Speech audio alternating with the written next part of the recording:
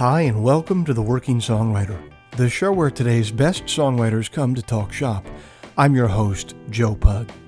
Each episode here we host a distinguished guest, and we ask them to go deep on their inspiration, on the process, on the general ups and downs of making a life in music.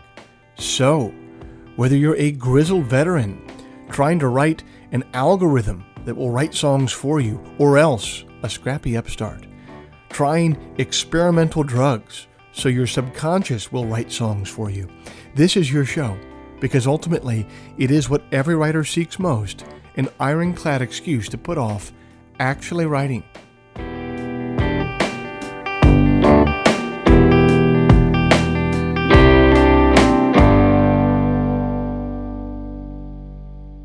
Hey everybody, it's the third Friday of August 2022, and I thank you for joining us.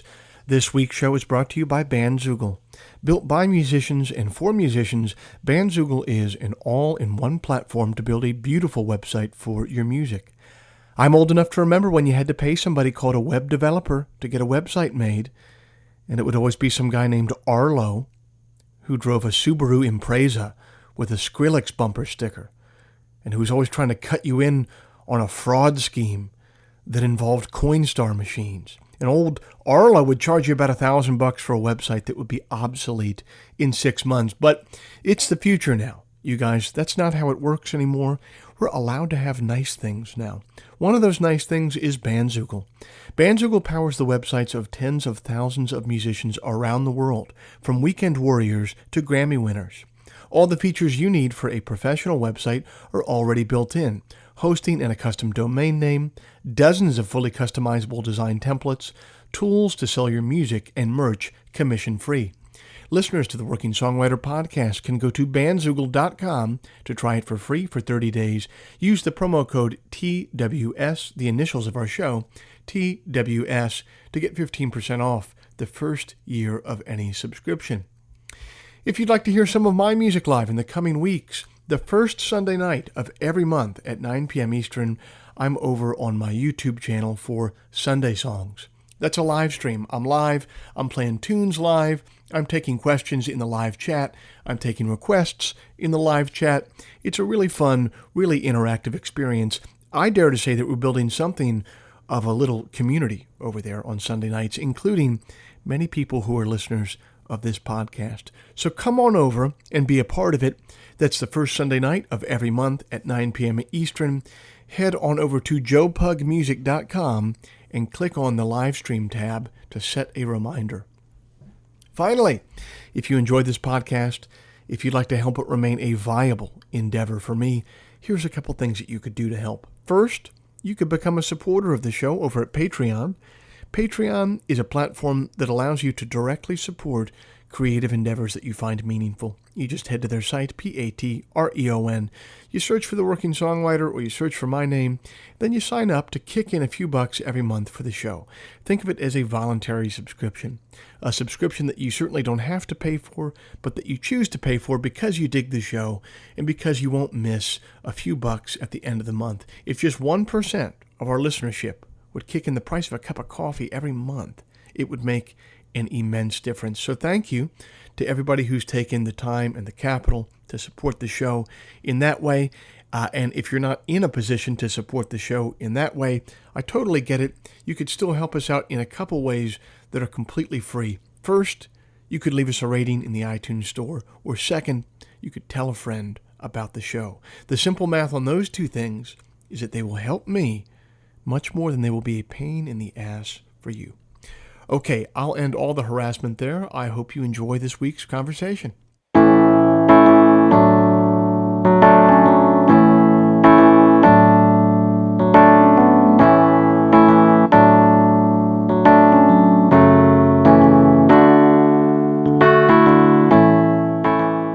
Our guest this week originally hails from Maryland and dropped out of college to pursue a life in music. Talk about a kindred spirit for me. Maggie Rose dropped out of university and moved to Nashville after receiving the encouragement by legendary music executive Tommy Mottola of Sony Entertainment. After spending some time alongside seasoned writers in Music City, learning the ropes, She inked a deal with Universal Republic and embarked on a career of her own.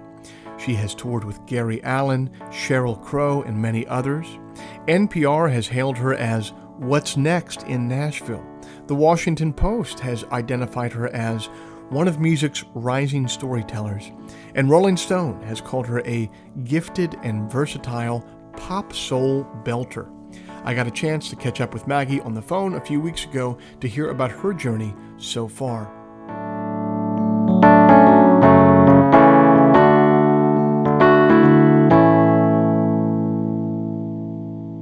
Maggie Rose, thanks so much for being a part of the Working Songwriter Podcast. You grew up just down the Beltway from where I grew up. You grew up in Potomac, Maryland. I grew up in Prince George's County, Maryland. What did music look like in your household growing up? What was your first introduction to it? I didn't know we were both Marylanders. I love that. We're I both mean, as Terps. you know, yeah, that's right. Maryland is a very cool state that I feel like a lot of the country doesn't know about. We're not northern or southern. We're kind of mid-Atlantic. I was exposed to every type of music. We did not discriminate in my household. I loved Lauryn Hill. I loved Mary Chapin Carpenter. There was such an exciting emergence of female artists, especially when I was probably at my most impressionable age with what was happening, Shania Twain and the Dixie Chicks and Faith Hill and Mariah Carey. It was kind of the era of the diva around that time. So as far as the singer in me, there was a lot to aspire to. But I was the only musician in my household. I was the only one who wanted to learn to play piano. I was always singing around the house. I had a very supportive family, but that kind of made the songwriting process for me a little more insular and introspective. I didn't have a whole lot of co-writers to speak of, but I had a lot of people who appreciated my love of singing. And I got connected with a Bruce Springsteen tribute band when I was in my teens. And they offered, what most importantly they offered to me was a platform to sing music in where people were coming to escape. It wasn't in a church. It wasn't, it was a much more expressive format. And then I eventually started sneaking in my original material to those sets where this awesome band, the B Street Band, would generously back me up. And that's where all of a sudden the songwriter emerged. And I realized it's not just about being a pretty singer. It's about having something to say and using music to say it. There are definitely worse tribute bands to be in than a Boss tribute band. That's a pretty good one. I didn't get to sing the Boss, his repertoire as much. That was left up to the pros in the B Street Band, who still are doing it better than any other tribute band I've seen out there. My set would be all covers and ranging from a lot of the artists I just mentioned, and No Doubt and Melissa Etheridge, and a lot of people that I've had on my own podcast now too, which is pretty full circle. But it was cool to see grown men dancing together and crying when Thunder Road was played by the B Street Band, and just get to witness that as a young girl. All those names that you just mentioned, there really was like a distinct era when, these female stars were coming forward in the 90s, specifically like mid to late 90s. It was like one after another. It's a distinct era now. We have Fiona Apple, Natalie Imbruglia. There was a much bigger presence as far as I was concerned in commercial music, which I will probably get to in our conversation today. But that's why it was such a rude awakening when I did move to Nashville and I realized how few women were getting played on the radio in the country format in particular. And I was like, wait a minute, you kind of baited all of these young girls who saw themselves in the industry, and it had just changed its face so much because of just the inequity at radio and the way that they thought certain trends emerged, which I don't even know I think they're all a fallacy. But it was an exciting time to be a young girl who loved music. Yeah, and you're right. Like Maryland is, I mean, when you're talking about Maryland not getting its due around the rest of the country, you're really speaking my love language at that point, Hmm. because I Yeah. obviously I feel the same way. But it is, it really growing up here, I felt the same thing. Like it really was a mishmash of music. I think you had like that pop stuff that was really big. Then obviously you had a lot of black music coming out of DC, including go-go. Then you had like this weird bluegrass vibe coming down from Baltimore as well. So Hmm. like Emmylou Harris came out of the area as well, Hmm. playing with the Hot Band, and it was an unusual place to come from. Absolutely. And I was confronted with that when I did eventually move to Nashville at 18, 19. People like, Maryland, what are you doing here? Like, that's not the hotbed of country music. I'm like, well, it's kind of just it's a very versatile little state that I come from, and uh, I think I was more drawn to Nashville in the sense that at that age, it felt like a place where I could, stay somewhat close to my family, learn the songwriting craft, and it was less about the compulsion to sing country music and more about the reverence for a song that I still think does exist here. But people thought I came from a very foreign land for some reason. Now, you after high school, you had a cup of coffee at Clemson for maybe a year and a half, but then you took off for Nashville, like you're talking about. How did you? I mean, that's pretty unusual. Did you spend a little bit of time at college and then light out straight for Music City? What was the process behind that move? There was it was kind of a dramatic moment. I was studying vocal performance. I loved Clemson. I do appreciate the fact that it gave me that initial initiation into the South and being away from my family. Everyone else in my family went to University of Maryland or Georgetown, and I had flown the coop and headed south. And I was writing a lot of original songs at the time. I would occasionally be able to travel and meet up with the B Street Band so I could still play a few shows with them. But it was becoming untenable for me to know that I wanted a career in the music industry and also try and be a college girl at Clemson. Uh, and I got some original material to Tommy Mottola, which is just, it was kind of a long shot. I had a friend who was an investor in my career for a long time thereafter, helped facilitate that meeting. And Tommy loved the sense of melody that I had in these songs. And I guess just feeling friendly that day and had his assistant call me when I was on my way to econ. And I thought it was a prank call. It was like Tommy Mottola's assistant is asking me to come to New York City and perform for him live. I didn't go to class that day. I kind of just stopped in my tracks and turned around and went to my dorm and tried to process what had just happened, and knew that that was a significant fork in the road for me if I took that meeting. And I was really afraid to call my parents because they have always supported me, but they were supporting my education at that time. And I have two sisters now who are attorneys. So there's definitely a level of dedication that my parents expect from us as students. And I didn't know what they were going to say. And they were the reason that I ended up taking that meeting, because they were like, of course, you're going to blow him away. We're not going to allow for you to regret missing this. And, nothing's final until it's final, but the story has to continue here. And I met with Tommy Mottola.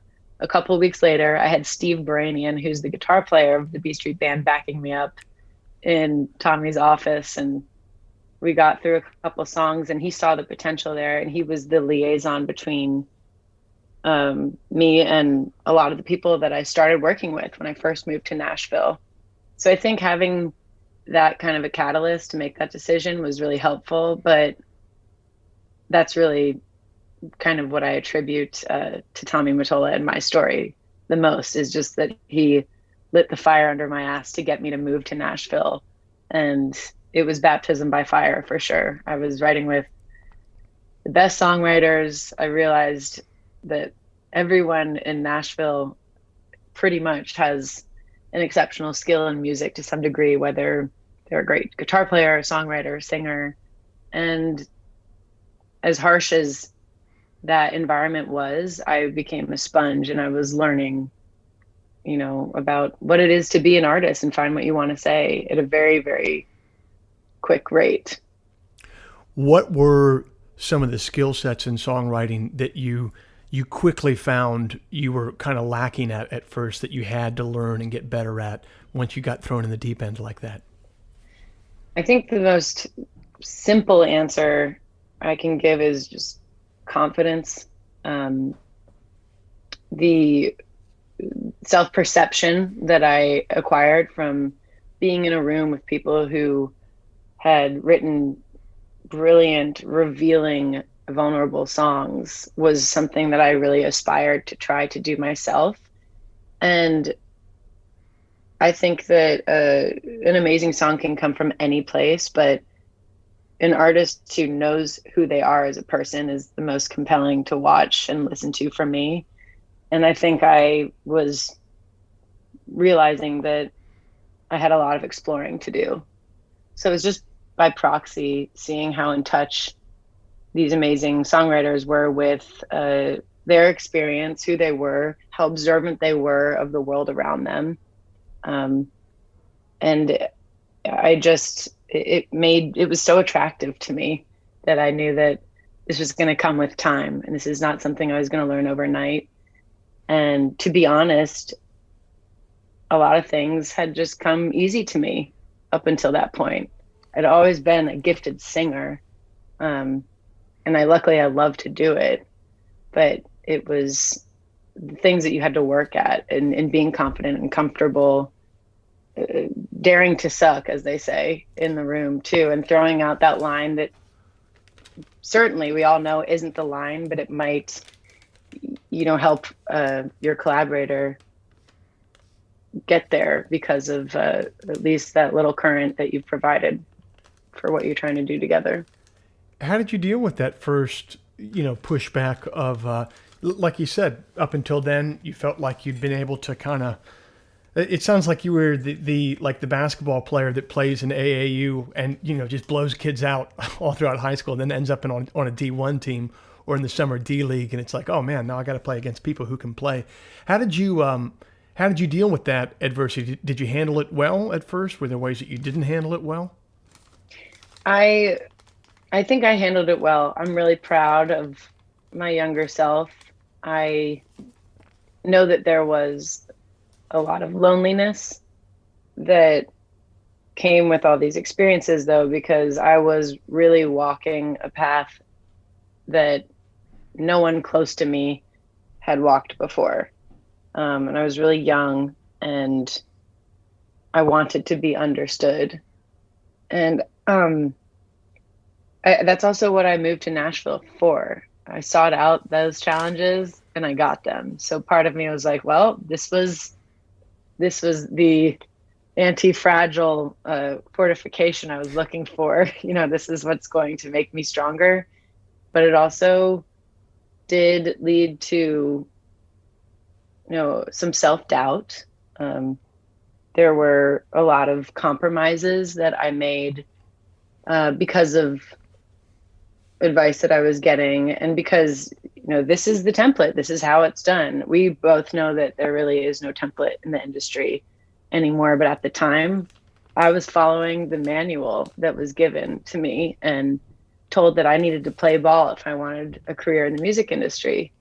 So it was less the challenge of being in such a enriched environment of talent and more about not knowing that everyone's path is going to be customized, and that I could have listened to myself a little bit more, both in the writing room and with my career. It's so funny. So many people profess to know what's going on in the music business. You mentioned before trends, where's this trend going? And so much of it to me always seems like these post hoc rationalizations. They see something that was successful and then they say, well, this is why it was. So now you just do that. It's like, yeah, but when that person was doing that, that wasn't the way at the time. And it's certainly not going to be the way now. If you can see the way that it was, that path is already closed off. Right.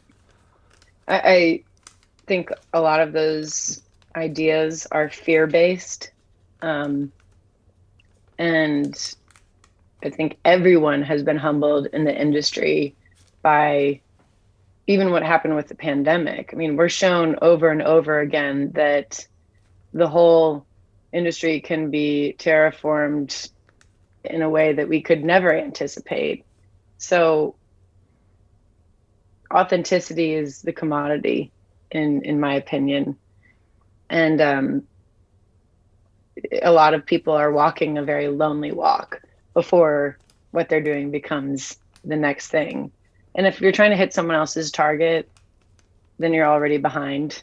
And I try to remind myself of that when I feel like I'm taking a bit of a gamble or I'm being stubborn or people are making me feel as if I'm being difficult. It's you who has to end up presenting at the end of the day. And I want to have a sustainable career and I want to be proud of what I'm doing 10 years from now. So that means that I just have to have those boundaries that might not include someone else's idea of how I should get there. What are some of the practices you use in your life to keep those boundaries in a good place? And, if authenticity is the commodity, what are some of the practices you use to center yourself and to remind yourself what is authentic in you?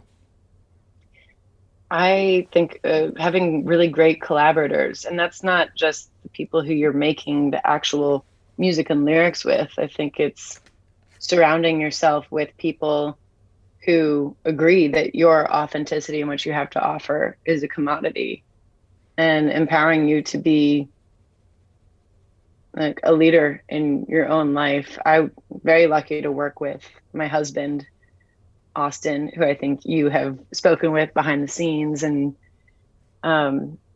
we share in so much of this intellectual property. That's one of the reasons that I remained so motivated throughout the pandemic, is because I had him to brainstorm with, and I knew that what we were doing was providing a service for people. And all the identity crises that came with the pandemic, and when performing came to a halt, I was kind of like, if I'm not performing, who am I?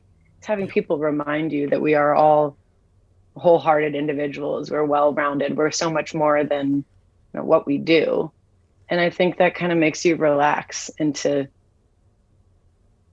the music that you're making. And boundaries and balance are not synonymous, but I'm realizing that the only way you can have balance is if you have boundaries. And I really have not defined those, I don't think, until these recent years.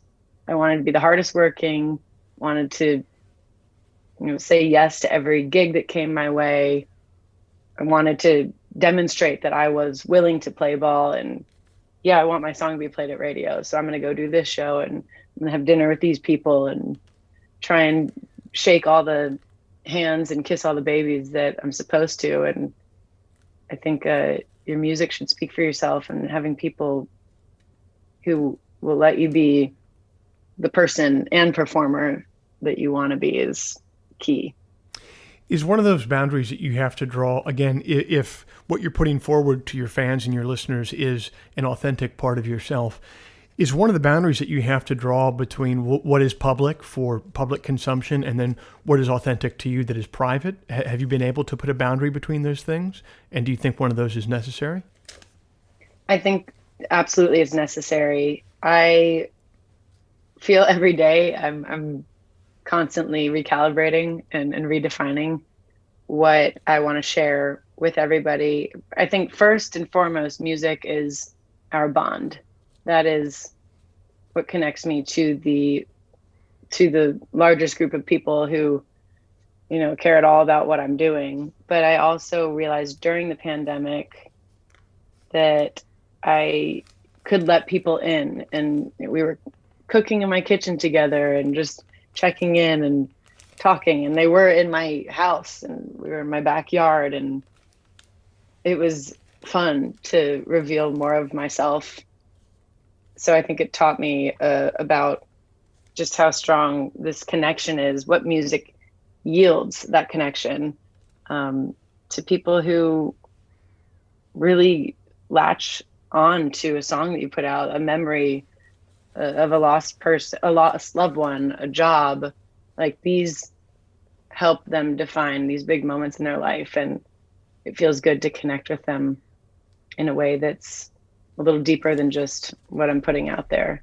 But I also don't think that I need to explain what a song means to my fans, because that is really not, I don't have the right to do that. I think these songs become theirs once you release them and give them away. And I don't want to over specify, where that song came from, because then that might take away from their experience and the meaning that they've attached to a song. I couldn't agree more. If that makes any sense. No, I couldn't agree more. And I think a lot of people a lot of artists and a lot of good artists fall into the trap of literalizing what a song is about. And the moment that they do that, they really cut off, in my opinion, a lot of what the audience could be for that song. Mm-hmm. And I think that it doesn't allow for the artist to have a chance to see their songs evolve and glean new meaning throughout its life too. I know with Have a Seat. That's a loosening of control. Like that is giving up control of the thing. You don't control it anymore once it's released into the world. And that comes back to your question about boundaries. The same way we should loosen our grip on defining a song specifically, I think, is how I want to approach my artistry and my connection with people. I think you should allow yourself to evolve, your music to evolve, and you should allow the audience, whoever wants to be a part of that conversation, should be able to feel invited to it.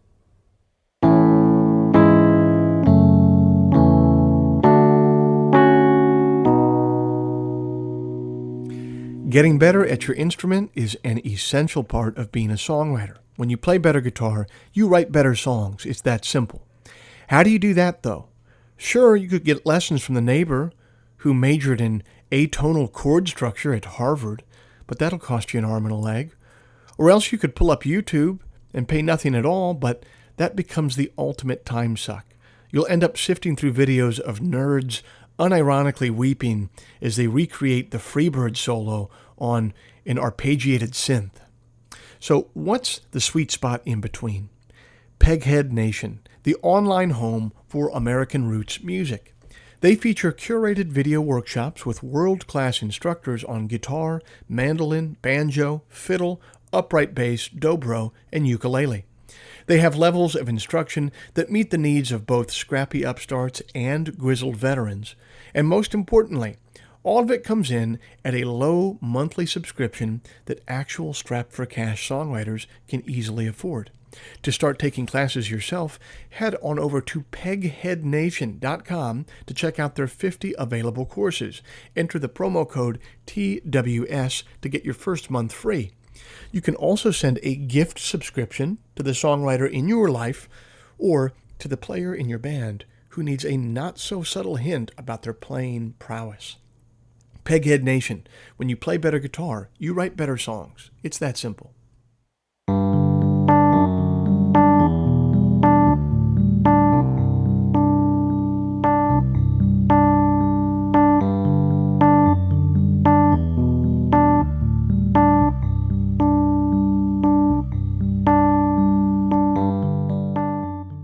I feel a kinship with Maggie because we both dropped out of higher education to pursue art. At the time, it felt like the natural thing to do. In retrospect, I now realize that it was a pretty high-risk proposition. It takes faith to make a big decision like that. But the truth is, we live our lives every day on little propositions of faith that we rarely even consider. That idea is illuminated brilliantly in Thomas R. Smith's poem, Trust. It's like so many other things in life to which you must say no or yes. So you take your car to the new mechanic. Sometimes the best thing to do is trust. The package left with the disreputable-looking clerk, the check gulped by the night deposit, the envelope passed by dozens of strangers, all show up at their intended destinations. The theft that could have happened doesn't. Wind finally gets where it was going through the snowy trees, and the river, even when frozen, arrives at the right place. And sometimes you sense how faithfully your life is delivered, even though you can't read the address.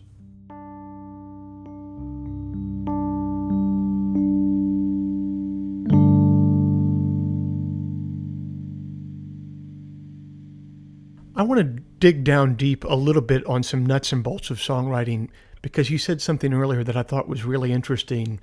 Of when you came to Nashville, you're working with these very experienced heavy hitter songwriters, you're learning from them. And you said one of the things that you admired about them the most was their ability to be observant, the attention that they paid to other people and to life in general. So presumably that's a characteristic that you've taken into your artistic life if you admired it so. How do you, first of all, what does being observant do for your songwriting? And second of all, what are some practices that you have in place to be vigilant and to continue doing it? I think in today's climate, the art of debate is totally lost.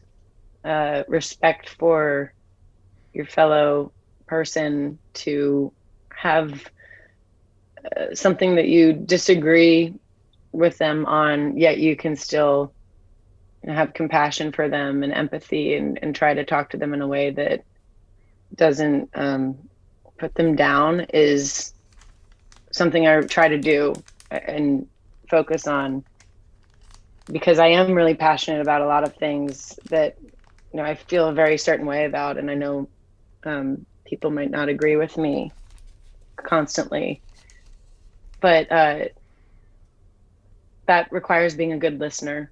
And I think that's the same as being observant. And it also makes you slow down and enjoy life too. I think you have to constantly be journaling and jotting down quick memories after like something surreal happens. You've had a huge show, or you just got to meet one of your heroes.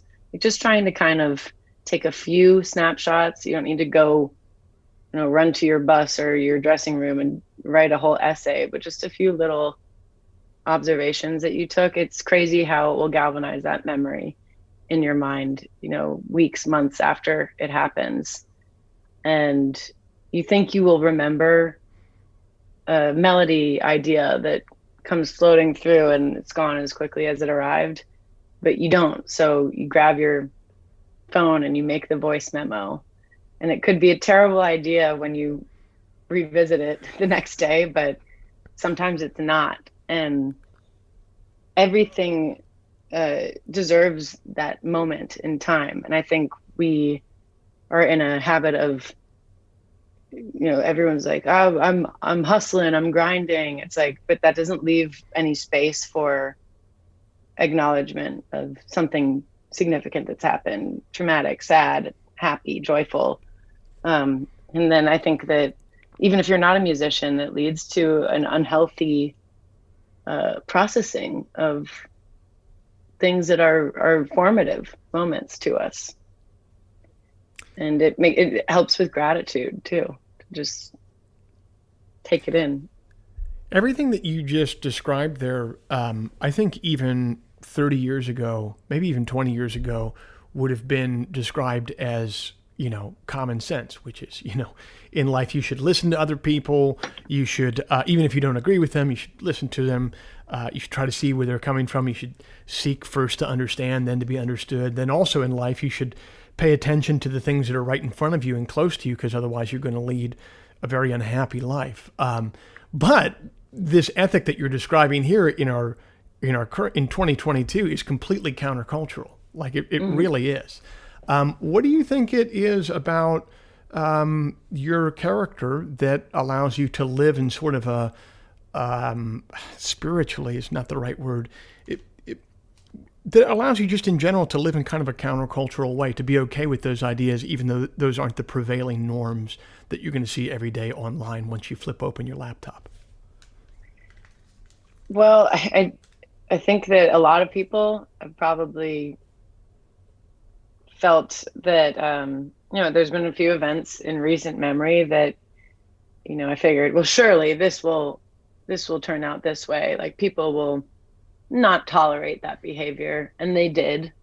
And I just realized that logic will let you down when you try and apply it to like society, and that made it much more introspective for me in my approach to wanting to be just a more understanding, empathic person. Still very passionate about what I believe in. I want this to be an inclusive society. I want people to live life according to how they see themselves fitting into it. But when you kind of see that all your expectations of how the norm might play out not come to fruition, you loosen your grip on just the rigidity of it all. I don't let it stress me out. I don't let it myself get so anxious. And I apply that to my career too. I know that I'm doing the best work I can. I'm, proud of the quality of it. I'm proud of how I'm living my life and treating the people around me. And that's really fulfilling. And it is common sense, but I think that we're all the whole world's under the weather a little bit. There's a lot of narcissism and a lot of self-promotion, and that's one of the reasons we're not listening. Echo chambers. If you want to find someone to agree with you out there, you will 100% be able to do that. But if you want to, seek a little bit of a deeper understanding, then I think you can find that too. It's just not as readily available. We do live in an age of deep, unchecked narcissism, in my opinion, as well. I believe that to be true. Let me know if you run into this problem, though.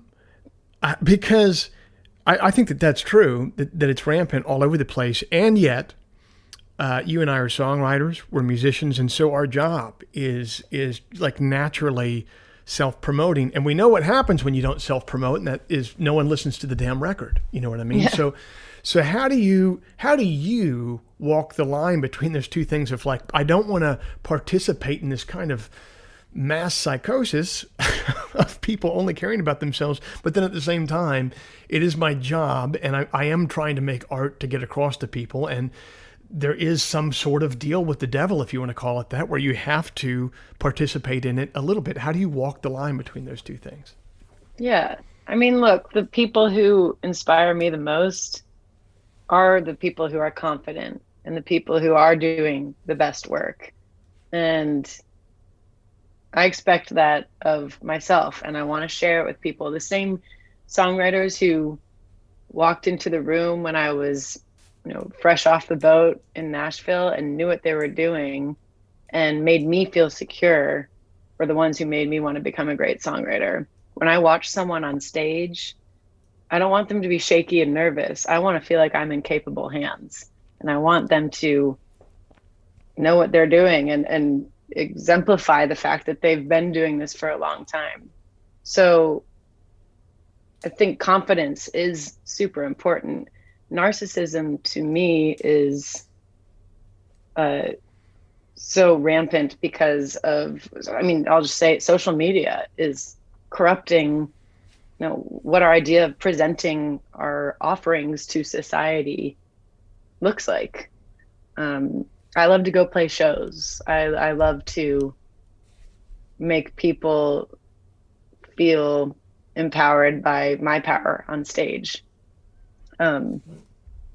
I love hosting my own podcast because I love being able to talk about things that are a lot more complicated in long form. I'm not someone who's going to fire out a controversial tweet and then just let it sit there and not engage in a retort or what have you. But the fact that, like, I feel like so many people think that they need to be hustling, and it's that kind of toxic, like, I'm working the hardest, I'm out here, and like I'm successful because I'm making all this money and all of that. That is what makes people burn out really quickly. I kind of veered away from the question specifically, but I think that it is good to be confident, and it is good to be good at what you're doing and to be excited about it. That's okay. That means that you're enjoying your life. That's fun for me to watch an artist who is like Lizzo, who's awesome and having a great time.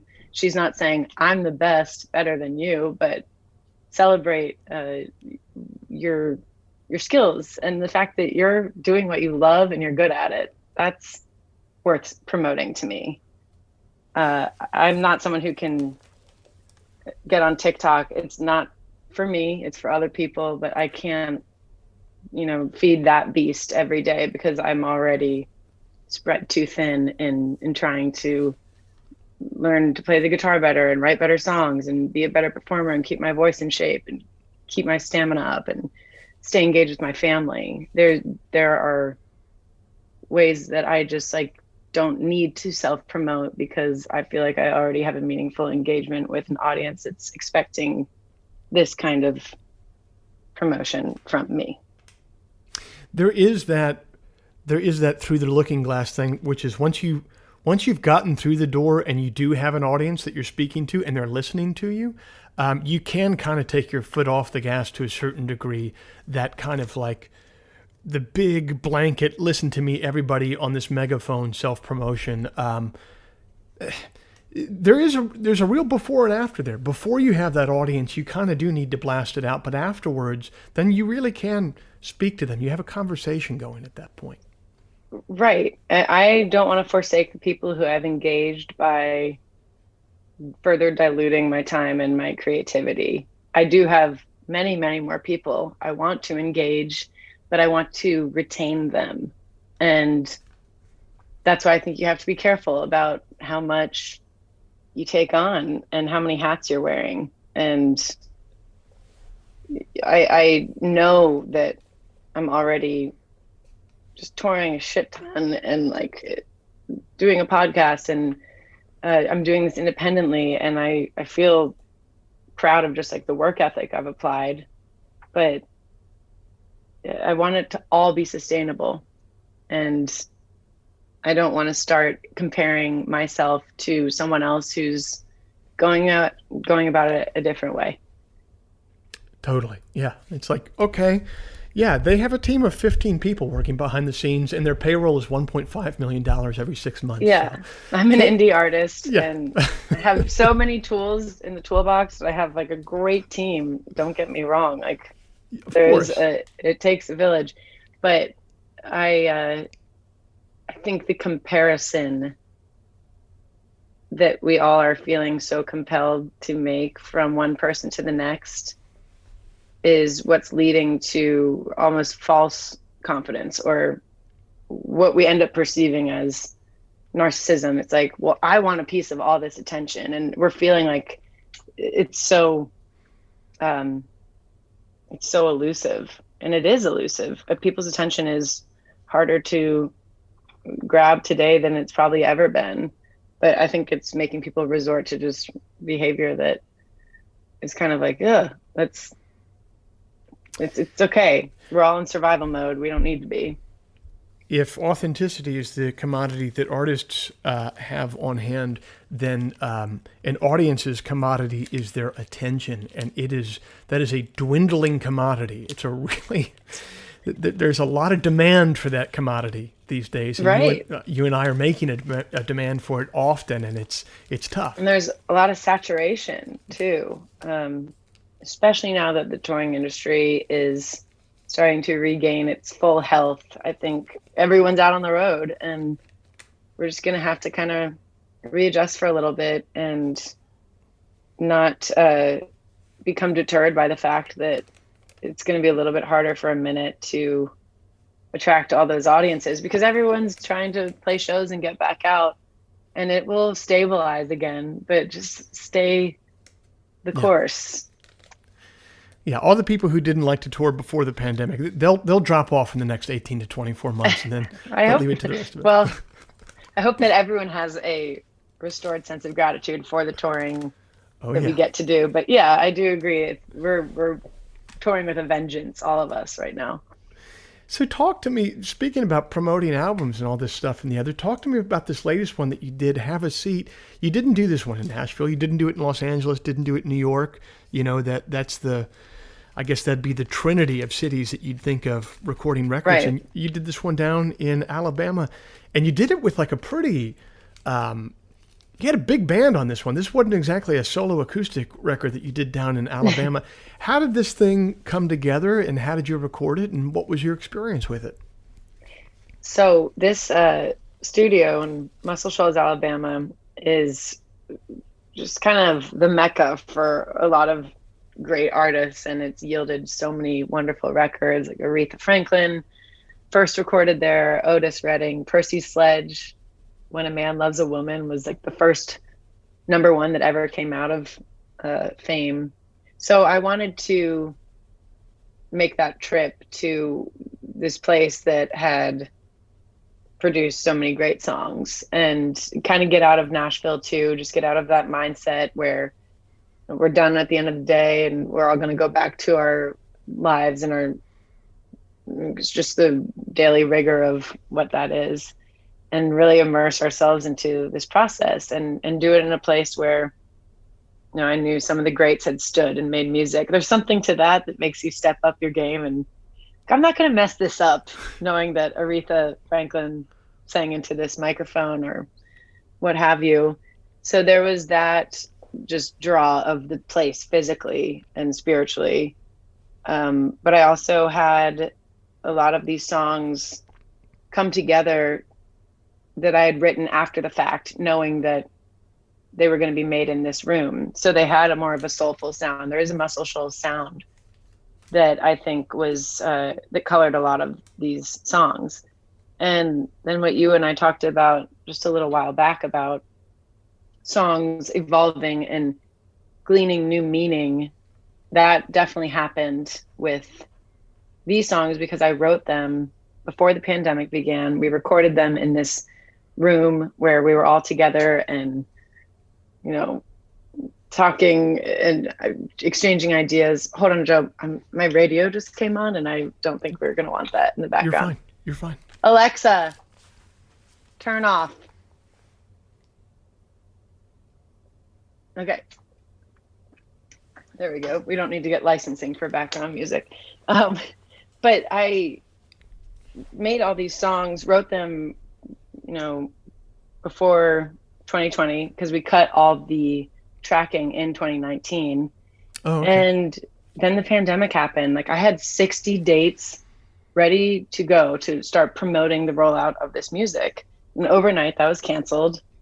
And I couldn't really listen to the album for a little bit. It was so painful. Yeah. Knowing how much I loved this body of work and not having any plan of how I was going to finally give this away. And then, you know, I kind of started listening to it again, maybe 3 months and just working on the mixes. And I was like, these songs mean more to me now than they did even then, because it's about, you know, empathy and giving people the space to be who they are, and listening to one another, and what are we fighting for? Like, I just felt like the rhetoric was so hateful at that point that I knew that, okay, now it's time for me to re-engage with this music, pick a date to put it out, you know, come what may. And it just happened to align with the slow reopening of the world. And I got to release it in August of 2020 and start touring it again. And that came with its challenges, but it felt even more triumphant to be able to get through what we had with that batch of songs. And they had just taken on new meaning from the day that they had been written. And it was nice to think about that collaborative energy and fame and hope that I'd be able to do something like that again. Thinking on the writing for this most recent record and comparing yourself as a writer now to when you first moved to Nashville and you had all this stuff to learn, how have you, in what area as a songwriter have you improved the most? I think just in how prolific I have become.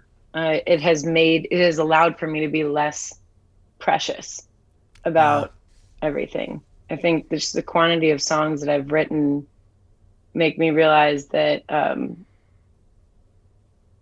every song deserves attention and editing, and you should go through the lyrics with a fine-tooth comb if you want to put it on a record.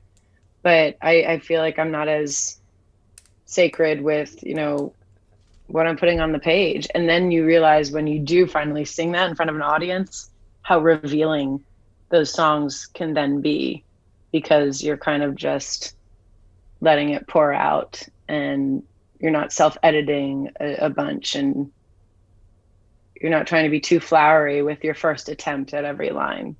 And then the truth comes out. And sometimes the rugged nature of that can be what's most appealing about that song. Or sometimes just you following a rare mood that you're in that day and writing a song because of it makes you kind of get acquainted with a side of your personality that's there, but you're not always showing to your audience, and maybe not even to your loved ones. So it's about revealing yourself to yourself through the magic and the assistance of music and lyrics, because it does come from a different part of your soul, I think, when it's paired together.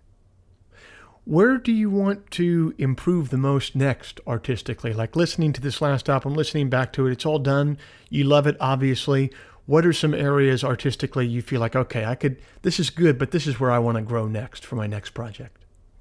I treat the craft, I try to treat it with some, technical criticism as well. Like, I want my choruses to really land. And there's this one artist, Liz Longley, who I'm just mentioning her because I was talking about her yesterday, where she has that gut punch line that, just it's the star of the song, and it just totally brings you to a place emotionally. That's a very elusive thing, but I think, having those moments that are undeniable and that make you feel super connected to the people listening to the song. And also just the command over theory. I just came from a guitar lesson this morning before we spoke, and trying to understand why these chords relative to each other conjure this feeling versus your standard progression. And just being a better musician, I think, is really important to me. And that's why it's just like this never ending process and exploration of how the power of words and the space in between them can even say so much. So I think just trying to study other people in the best way that I've found I improve is by listening to other people and their music, and just absorbing as much of that as I can. Well, Maggie, I love the music. I love the way that you're going about it independently. I love that you're repping Maryland. I love it all. Yeah. I love the whole package. And I just want to thank you so much for coming on the show today. I had a blast. Thanks for having me. And let's let's keep writing music and making the world a little bit of a better place if we can. And onward and upward.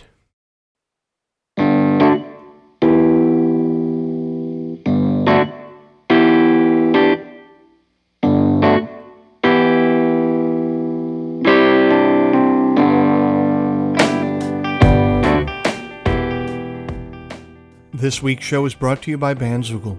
Built by musicians and for musicians, Bandzoogle is an all-in-one platform to build a beautiful website for your music. Use promo code TWS, the initials of our podcast, TWS, to get 15% off the first year of any subscription. Maggie Rose's latest album is entitled Have a Seat, available everywhere music is sold or streamed. If before we meet again you sit down to write, please remember, an expensive drug habit is not a song, a compelling Instagram account is not a song, and most importantly, reverb is not a song. So let all that take care of itself, and for you, just keep your eye on the song.